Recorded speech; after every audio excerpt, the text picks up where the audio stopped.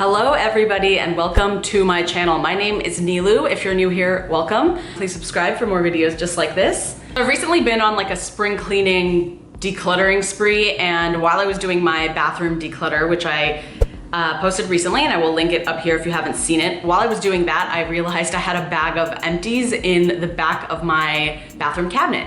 And these are pretty much all of the products that I've used up throughout the year, throughout 2019. And I am someone who uses things very sparingly. Like I don't really go through products that quickly. So when I finish something, it's kind of a big deal to me. Without further ado, let's get started and look at all of the crap I finished last year. You guys, this is actually hilarious. Holy crap. Oh my God, this is just too much, man. LOL. So I've been using the sunscreen. If you haven't watched my skincare routine, by the way, shameless plug, I will link it right here and in the description. My skincare routine has been very consistent for a long time, so nothing has changed most likely from that video. Wow, I've been using this sunscreen since probably I wanna say middle school or high school. I remember going to a dermatologist. My dermatologist was like, you should try this. And then first I started by using the UV Daily, which is their, I think it has more oil in it. This one is the UV Clear, and I think it's their most popular one, and this one's oil-free. 10 out of 10 would repurchase. I already have 4 backups. This is the one thing that I can buy backups for and not worry about not using because it's my favorite sunscreen of all time. Elta MD, sponsor me, please. Okay, since we're on the topic of sunscreen, Skin Aqua UV Super Moisture Gel. This is a Japanese sunscreen. Cannot read anything. I know that it is a fully chemical sunscreen made with chemical sunscreens that are not approved here in the US, but actually work a lot better than the chemical sunscreens that are approved here in the US. I will write some of the ingredients here because I can't read Japanese, and I did not realize that this was in my empties. My bad. Definitely would repurchase. I like to use, since the Elta is so pricey, I don't like to use this on my neck and my hands because yeah, it would just go through it way too quickly. What I like about it is it dries so quickly and has really great protection. So especially on my neck and my hands, I don't want to feel like I'm greasy or like things are rubbing off of my clothes. This goes on clear. It's awesome. I totally recommend it and totally would rebuy it. Next sunscreen is this Hawaiian Tropic Sheer Touch Lotion Sunscreen, Ultra Radiance. You know, when it comes to body sunscreen, outside of my face, my neck, and my hands, I'm not really picky about body sunscreen. This was fine. I don't know if I would repurchase. I'm not sure. Personally, when I'm going to the beach or the pool or something, which I don't really do often, it's so hot in Houston that I don't know. We don't really go out that much in terms of nature. I like to use a lotion sunscreen before I go out and then take my spray sunscreen when I'm out there. Although I don't like to use aerosol, so that's also up in the air. I don't know. It's a debate, and using reef safe sunscreens if you're in the ocean, stuff like that, it's just, there's so many components to it. I don't know if I'd repurchase this. I'm really not that picky about body sunscreen.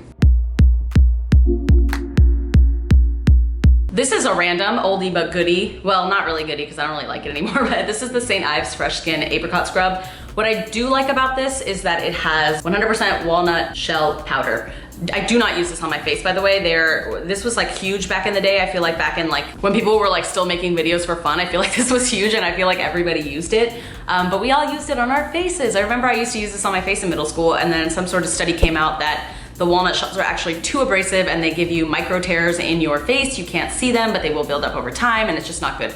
Hadn't touched it for years, and then some reason I saw it on Emily Weiss's top shelf, the founder of Glossier and the founder of Into the Gloss, and I was like, oh my God, I should buy it. It was in Emily Weiss's top shelf.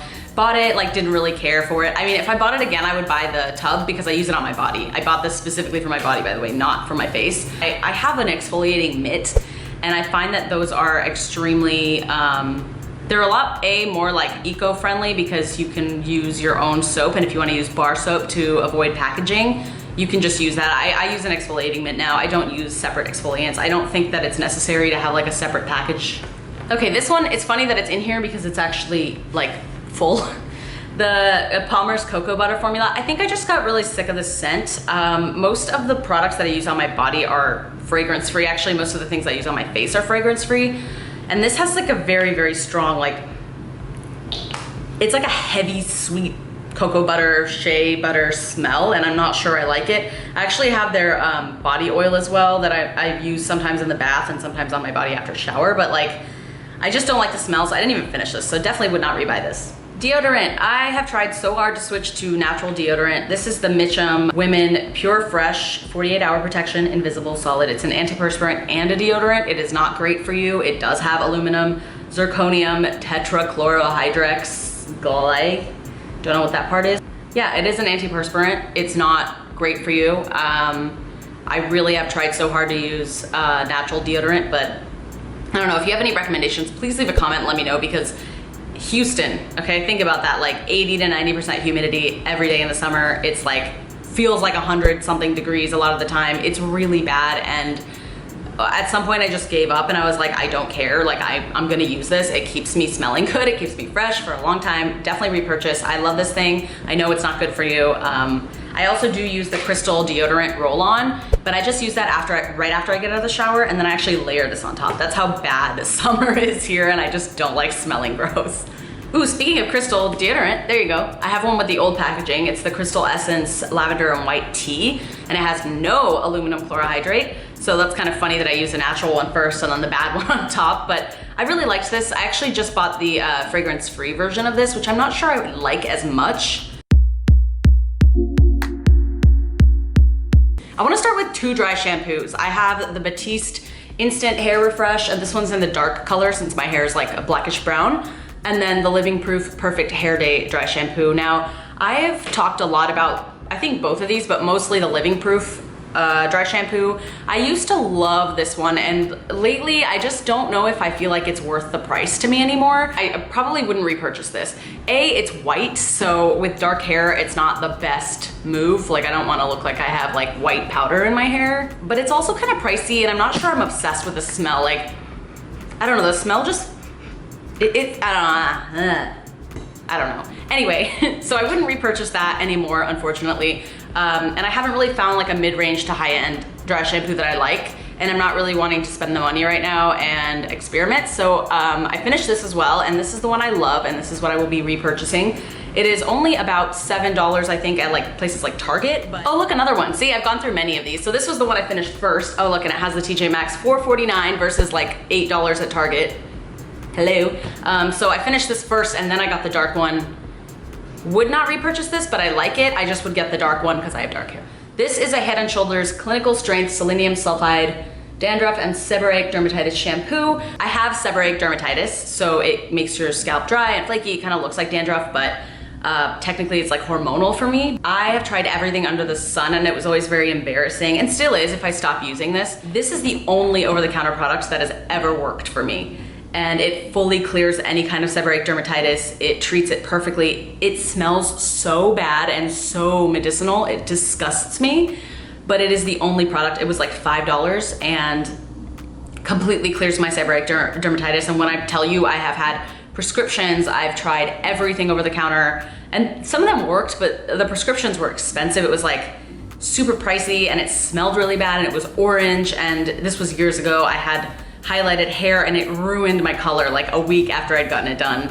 I believe this probably does the same, but I don't color my hair anymore. I highly, highly recommend this if you have seborrheic dermatitis or dandruff or anything like that.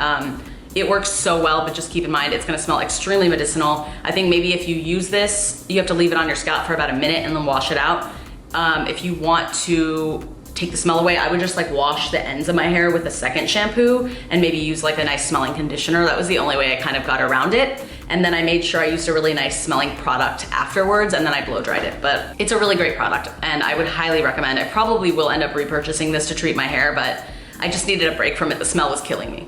Next hair product is something I really like. I love Kerastase hair products, and this one is the Kerastase Chroma Riche Essence. It is basically just a luminizing, softening essence for highlighted, sensitized, or color-treated hair. I would use this after I got out of the shower. I would use it after I styled my hair just to give it some like luminosity, but actually I would switch to a different oil. Now this one's like a lot lighter, but I actually like the Kerastase Elixir Ultime. That one's like the gold packaging. It looks the exact same, but it's gold, and it has like a beveled sticker on the back and makes it look all diamondy. It's really nice. I really like Kerastase products. I would recommend this, and I would repurchase it. but only on sale because we don't pay full price. This is like embarrassing how long I've had this. I got this in a Birchbox like literally 10 years ago. And it is the No. 4 High Performance Hair Care Restore and Repair Oil. I actually really liked this product. It is very liquidy for an oil. It's not too heavy. It's great for using right after you get out of the shower. I would repurchase this. And when I say I use products sparingly, I literally had that for like 8 years. It's bad. This I love. I love Oribe hair products, but they're pricey. So I don't know. Kerastase sometimes performs better for me. And I've not always been super happy with Oribe. This one's the Oribe Matte Waves Texture Lotion. I got this in an Allure Beauty Box. I think I did a video about it. I've done a lot of Allure Beauty Box videos. I'll link them right here if you haven't seen them. But it's the Matte Waves Texture Lotion. It's really nice. You just kind of put it through your hair, let your hair air dry. It's really beautiful. And I would use this just with like an oil beforehand and then kind of use this on my fingers and give it some texture and it would air dry really nicely. I would repurchase this, but it's pricey, so I'm not gonna do it now. Next, we're gonna go into skincare. This kind of started my Vichy Mineral 89 Booster obsession. I tried this in a derm store. I believe this was in a derm store skincare kit or an Allure Beauty Box skincare like month. It was one of the two because I bought both and I did a huge skincare haul and I showed this in it. I'll link it right here. But fell in love with this. I really wanted like a nice serum to mix with my products and this fit the bill. So I finished this and I actually repurchased it, the Vichy 89 serum full size from Target. And then right after, Vichy contacted me and were like, hey, we're doing this small, basically like campaign with smaller YouTubers and content creators on Instagram. So they sent me another one. So now I have two, but yeah, would repurchase, did repurchase. I really like that product. Next are two Clinique products. I've been repurchasing these two for years. It's the Clinique Take the Day Off Cleansing Oil and the Clinique Take the Day Off Cleansing Balm. I love both of these. I will say they're very drying, but if you want a very neutral oil that's very, that's not actually even an oil, like it looks like an oil, but it's not, this is probably the least likely to break you out if you have problems with using facial oils, which I do. And I love this. I've repurchased it so many times. Again, it is really drying. That's my only qualm about it. It's a little bit too like emulsifying. It almost strips my skin a little bit, but I get used to it and I think it's worth it because I like that it's very neutral, it's fragrance free. I highly recommend these. I really, really like this line. I've repurchased it so many times. Again, only on sale, Sephora 20% off, Ulta, whatever. Just get it on sale where you can. There's no reason to pay full price for these. Next is the Garnier Skin Active Micellar Cleansing Water. Actually, I forgot who it was. Someone commented saying that the NYX micellar water is really similar to this and is also cruelty free. So once I finish the one that I have now, I will be switching to that one. I'm trying to go through my stuff and kind of think about how I can be more eco-friendly and more like cruelty free and all of that. So we'll see. But I really like it. I use it. I think it's a good dupe for Bioderma. But again, if the NYX micellar water is cruelty free, that might be a better choice than this. I would repurchase it, but I will try to switch once I'm done. I have a few smaller skincare items now. This one is the Neelash Lash Enhancing Serum. This thing really works. I was so skeptical about this and I don't even remember how I got it. It's really old, so I don't use it anymore, but I never actually finished it because it was quite old and I got rid of it. If you keep this up and you actually use it regularly on your lash line, your lashes will grow. It really does work. Do I want to use this for the rest of my life just to keep my lashes at a certain length? No. I do have very thin, sparse lashes, so I'm not like, I don't have like the, it sucks because I'm Middle Eastern, but I don't have the beautiful Middle Eastern eyelashes. I would recommend it if you want a lash enhancing serum. I think it works really well, but I am too lazy to add that step back into my routine, so no. Next one is DHC Deep Cleansing Oil. The bottle looks disgusting, but that's only because I tried to wash it out with water and it emulsified and didn't actually get clean.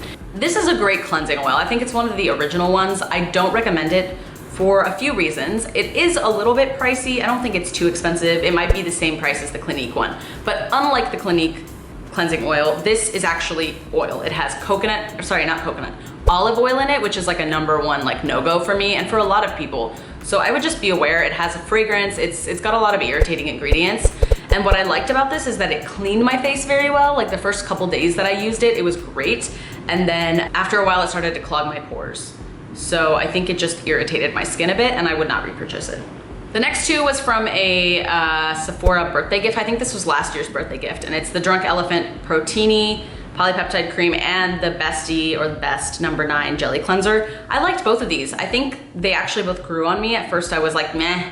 but I started to really like them, and I still do. I just don't think, I'm not gonna pay that much for just like a jelly face wash because I'm in love with my oil cleansers, and if I want like a regular face wash, I'll just use probably like Cetaphil Daily Facial Cleanser or the CeraVe Foaming Cleanser. The Protini Polypeptide Cream I loved mixing that with stuff. I loved mixing it with oil. I loved mixing it with my serum, with my retinol. It was very, very nice. I use oil pretty much every night, so I couldn't really justify buying another face cream, but I loved it, and I truly like finished every ounce of product that was left in here. So really like it, highly recommend.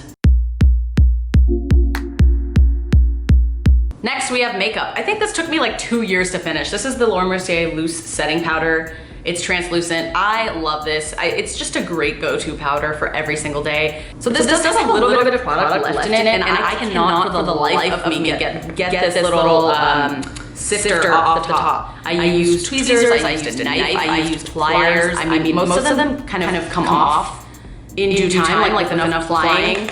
I could not get it off. So if you have any ideas of how the hell I can possibly get this off, please let me know. I finished this. I'm waiting to finish all the rest of my powders, like the bobby brown powder from my Project Pan, which I have right here. I'm waiting to finish those, but once I'm done with my other powders that are sitting around, I will definitely be repurchasing this.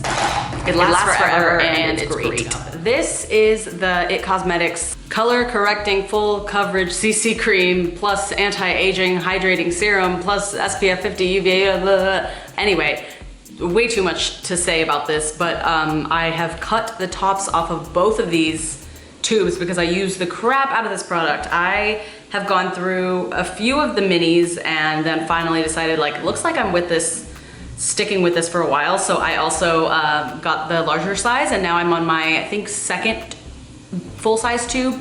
I love this. It's a definite repurchase for me. I'm wearing it right now, actually. It's very, like, it can be very dewy. Like, I feel like it makes you shiny if you're not careful, but I actually like that. I prefer to be a little bit like more, not necessarily dewy, but I don't want to look matte because it makes my cheeks and everything look really dry. So I love this product. I would repurchase. Okay, now I have a couple of mascaras, and I have 4.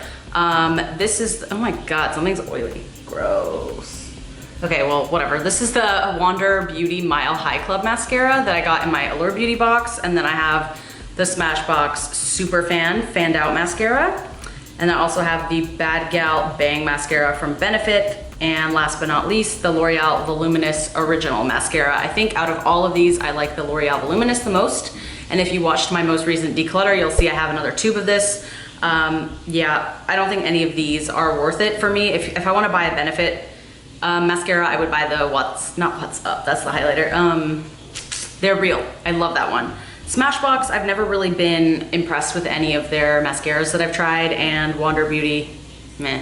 Glossier Cloud Paint, I'm actually surprised that I haven't gone through more tubes of this. Look at that, like, it's just so weird. I have this in the color Dusk, and I used the crap out of it. I think I got it in like 2017 or 2018. It took me like a year or so to finish it, maybe more. But yeah, I love it. It's really the only Glossier product that I absolutely love and would definitely repurchase. So that's a yes.